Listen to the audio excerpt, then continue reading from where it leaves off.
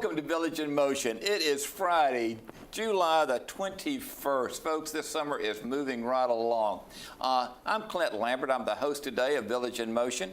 And in the studio with me this morning, I have Franklin Funes, who is the Assistant Sales Director. I reckon would be the right title for you, Franklin. Is that correct? I appreciate it. Not quite there yet, but I'm getting there. Okay. We were scheduled to have David Taylor, who's our new Sales Director, but he has some other things to do today, I understand, and so Franklin's sitting in here for him, and we're very pleased to have Franklin with us. Franklin, you've been with us for how many years? It'll be 11 years in September. Wow. Yeah. Very, very good. And you've experienced all kind of different things here, and you've been in sales for how many years? 6 years now. 6 years in sales. And sales is kind of hot these days, right? It really is. I'm really excited. Just like you said, the summer's pretty much coming and it's getting ready to go, and we're really excited because folks have really taken advantage of the weather and the excitement, and they're moving in. You know, we had 23 people get their keys last month and, wow. and want to come into Green Spring. So yeah, it's a really hot time right now. Yeah, it's tremendous. When we get that many people at one time, what happens to me? Does everybody move in the same day, or do we have one day for each week type situation? Yeah, I mean, we have to be diligent on making sure that we don't get hit with multiple moves on a particular day. So Maya Gleib is our moving coordinator / sales associate in our office, and it's pretty much her job to manage the whole experience. Right. What's really nice is that it's not just the moving truck anymore. I mean, it really is an experience, making sure that they have the connections that they need, the resources, the tools to make a successful move and enjoy Green Spring for what it is. Right. One of the things I know that many residents get irritated about talking about move-in is when the elevators get locked or they get reserved. What happens with that process? Yeah, so we're trying to make sure we always have the balance of always keeping our residents who are here in mind, but also remembering that, you know, at one point you moved in as well, and we wanted to make sure that that move is as smooth as possible. So what we try to do is we try to manage the amount of time that the movers have the elevator locked. Okay. So we try to avoid the rush time in terms of the dinner hours and things like that. So we usually try to schedule our moves in the morning so that they have the few hours that they need to move the majority of the stuff in, and then at some point we'll release it so that the rest of the residents can use it. Okay. Are the pads taken out of the elevators as soon as the elevators are no longer in use and needed for the moves, or are they left for a day or whatever? So it depends on the situation, but the standard for us is after the move is done, shortly after, one of our general services members will be going over there to break down the pads. Okay, so the pads belong to us? Mm-hmm. Yes, they're a part of our staff. Okay, yeah, because I know that question has come up in the past with residents I've been on the elevator with, saying, you know, why didn't the moving company take their pads, or, you know, who owns these pads type situation? Yeah, they're ours. It's just our way to make sure that we protect the things that are here, and recently the elevators are being redone, so we want to make sure we're absolutely protecting them. And they look really good. Yeah, they really do. So don't mess them up. No, sir, I will not. The other day you spoke at the Coffee with the Exec, and you shared some numbers about some exciting things going on with sales. How about sharing some of that with us here? I'd love to, yeah, so I appreciate you giving me the time to do that. Like I said, June and July are really hot months for us.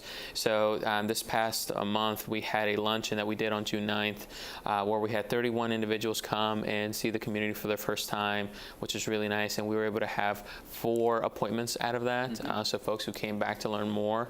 And of that, we had 2 individuals who joined the priority list. Wow. So it was fantastic. So when you have the different events and you have the invitees, they then make a reservation to come back and talk.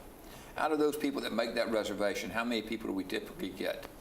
Do we get half of them? Or we get, you know? For the lunch, well, see, the beauty of the luncheon is, does it necessarily have to be in the next few days? No. Okay. It's all about the follow-up. So in our office, we understand that immediate results will be great, but the most important thing is to establish a relationship.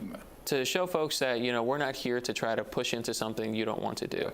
And we want to make sure that they understand that this is their decision, and we understand it's a big decision, and whatever we can do to help them in their research, we're going to do. So for the most part, when someone comes for a luncheon, it could be well a year later when they make the commitment, but we've established and we planted that seed. Okay. So it's kind of like with philanthropy, you have to have a number of contacts before somebody gives money. That's right. Same type of concept, yeah. Okay. With the events you have, what can residents do to entice people, to encourage people, to help out with sales? You know, I'm so glad you asked that. It's something that the community is already doing. And it's something that I think is the biggest differentiator amongst our competitors, which is that residents are genuinely happy to be here. And one of the things that I love is that when we're walking around with folks who have been here for the first time, and we have residents come up to us and say, I love it here. Yeah. We hope that you consider it. You have no idea how big that is for us, and it makes a difference. A lot of folks think that it's staged. They think, hey, do you have like actors around here? And I was like, no, I mean, this is them telling you exactly how it is, and it is so impactful because it is not something that we pay for. It's something that our residents genuinely feel, and you can definitely see that. So you encourage residents then to stop you when you're walking around and stop the people that are walking around with you? Absolutely. Talk to you? Yeah, I mean, it's better that they hear from our residents. I mean, for the most part, we could be talking about it, and I know for myself, I believe it. Yeah. But at the same time, I'm paid to do this job. Right. And so when residents are able to come up and say, hey, I really do like it here, we hope that you consider, it's huge. And then the other piece is, you know, continuing the referrals. I mean, our biggest driver when we have folks come in are your friends and family. And family. So if you have someone that you think would be able to come to Green Spring and enjoy the benefits of Green Spring and just be wonderful for our community, come on down, let us know. We want to see them. Okay. So with referrals, do you still have the reward program with referrals? Absolutely. Absolutely, no question. If you have someone that you'd like to recommend, if they join the priority list within a certain amount of time, you'll get a reward from that standpoint. And if they move in within a certain amount of time, you'll get something else as well. And if you want further details, come into our office and we'll talk details. Okay. And you're located down here in Village Square? Yeah, we're Village Square, upper lobby, next to the front desk. So come on by. We'd love to see you and talk more about what you could do to help us or what we can do to help you. And you always have coffee available? Yes, we do. Do you still have the the cookies? We do. Ah. They're popular. So make sure you come before 4 o'clock, though, because we've got a couple residents that know around 4 o'clock they're coming to get them. So come and get what's left over for the day. That's right. Okay. That's right. That's great. Some of the other things that you shared at the Coffee with the Exec was in the number of apartments we have available and what's happening with that. Yeah, I'm really happy with where we are. Our occupancy as of today is at 98.5, which is exceeding what we've budgeted for, which is fantastic, which means that we do have low inventory. Right now we have 12 available apartments, and Sheila and the team are working really hard to get those reserved. And again, with the momentum that we have right now, it's going really well. See, these are really good apartments that we're excited, and they're going to be going pretty soon. Great. One of the things that you mentioned, and I had not heard the term before, there were two unique two-bedroom apartments. What is a unique two-bedroom apartment? Yeah, so we're calling them custom two-bedroom, two baths. Okay. And so what we've done is we've identified 6 apartments, and we're going to do 3 custom ones. Oh, so you're combining? We're combining 2 side by side. And so they're all located in Hunter's Crossing currently. Okay. And so right now, as we talk to our priority list, they're looking for the bigger 2-bedroom, 2 baths. Oh, okay. And so the good thing about Green Spring is that when you look at what we have available, we do have room in our 1-bedroom inventory to make these combination units. Okay. And so we're calling them custom 2-bedroom, 2 baths. And if anyone's familiar with like a Lancaster, it's about 14 to 1,500 square feet. Right. That's pretty much what we're working with. Oh, okay. I happen to live in a Lancaster and love it. I mean, it's a superb design. Yeah, so that's pretty much what the model that we're going after. Okay.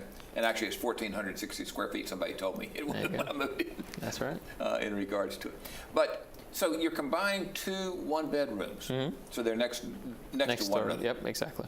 And what's happening? What's happening with the design? I mean, do you get one long hallway, or do you get? So do you know the overall design? Yeah. So right now, when we talk to our priority list members, and when you look out in the market, a nice open design is what folks are looking for right now. So right now, the vision for these apartments is as you walk in, you have a nice open floor plan where you can see your windows. You've identified your living, your dining space, but there's no walls, separating them. It's a nice open space. So open is what we're looking for. Okay. So truly like a Lancaster. Yeah, exactly right. Oh, okay. Exactly right. Very good. Other apartments that are open, I mean, do you still have problems moving 1-bedrooms? Or 1 bedroom, 1 bath, I should say?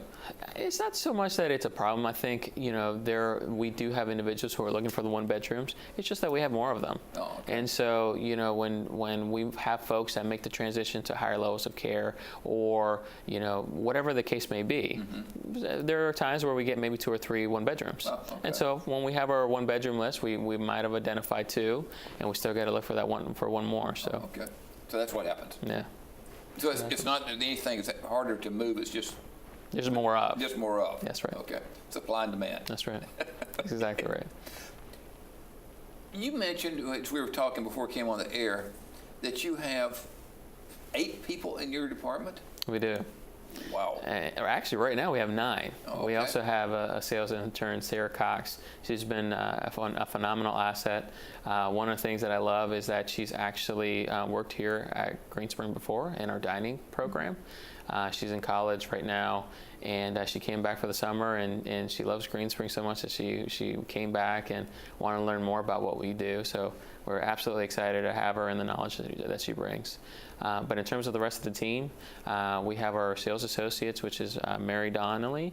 We have Lauren Askey. We have myself, Rachel Gilbert, Maya Glab. And what's nice is although we're all sales associates, we all have our specific roles that kind of puts this entire process together.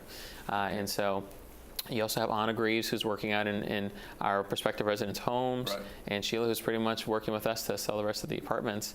And then David Taylor and I are pretty much working on the strategy. So Very good. Very good. Well, you guys are doing a wonderful job. What does somebody have to do to recommend somebody, get an appointment with somebody? What else go? When it comes to that, if it's even staff or resident, Right. if you think there's a potential, an opportunity that someone might enjoy this lifestyle, please tell us. That's all we ask. Reach out to us. I mean, you don't physically have to come in. You can give us a call, Okay. and we'll be more than happy to talk to anyone that you have in mind. Because the more we can get Greenspring out there to show folks that this is such a great place, Yeah. the better it is for everyone. Good. How are we comparing with the competitors? I mean, are we still on the top? Are we in the middle? Where are we? No, we're definitely I would say on top, just based on some data that we've seen, and that's just because Greenspring is always focused on what do our current residents need, but what will our future residents need, which is why you see the signature program, you see our wireless internet, you see some of the renovations that we're making, you see the adjustments that we're making in Garden Ridge. All of this is in preparation for what our current residents will need in the future and what our future residents are looking for. Okay, great. Well, folks, you've heard it right here from the sales associate, and encourage your friends and relatives, and even those that aren't your friends, to come on in and come out and see what we've got going on, and come down and talk with David and with Franklin and that whole team. Great people. But Franklin, thank you very much for coming on this morning. Thanks for having me. Greatly appreciate it. And Thank you. Keep up the great job. Thank you very much. Thank you. Folks, don't go away. We've got a roll-in now about the art wall, and we'll be back talking with social work. Stay tuned.